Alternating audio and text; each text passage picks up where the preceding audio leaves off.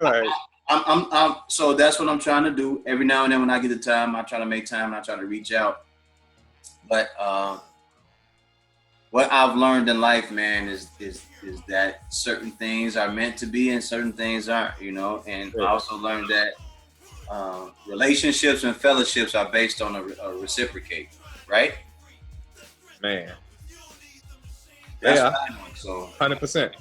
I have a father who I don't speak to, who I don't talk to at all. Um, love him, but I don't know this guy. You know what I Yeah, mean? Perception of it is that he talks to me and he really doesn't. I don't know his number. I don't talk to him at all, but for some reason there's a story going around his family that he communicates with us. So it's have, weird. have you ever had a relationship with him? Yeah, early on. And then for like 3 years straight, I think I went down there to go check him out and be with him and build a relationship. Mm, And it was bad. It didn't go well.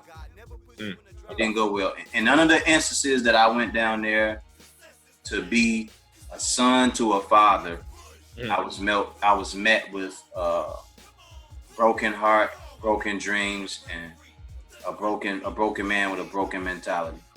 mm, And everything that he said was always negative about people who I had respect for.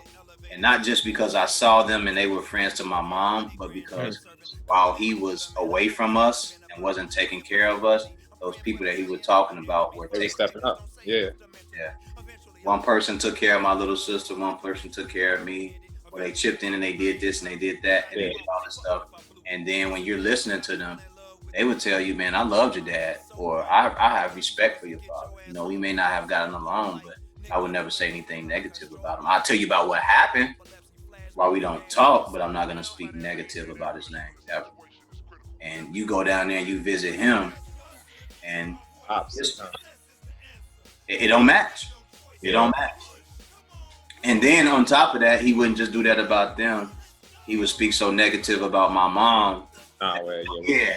See, We, on the third on the third time that I went to go visit this man, he was saying so much negative stuff about my mom that I was like, yo, we need to go outside, you know what I'm saying, and get it right. We over need, with. we need to talk a little bit about this. Yeah, we need to just get it over with.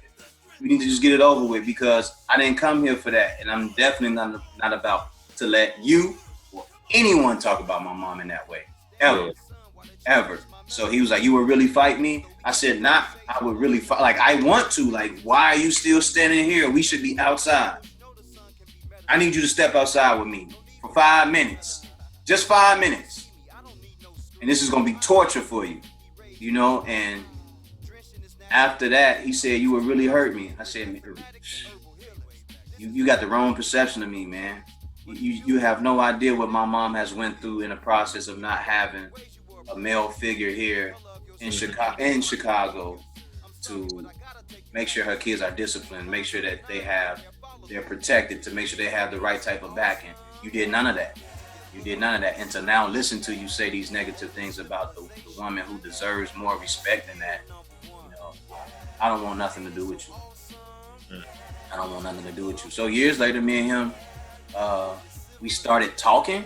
We mm, started trying to have progressive talks. And one day he went back to that, and I was like, all right, man, listen here. I'm done. I'll never need you to call me again. You know, like, I learned finance from a guy that wasn't you. It's from a guy that you said you hated.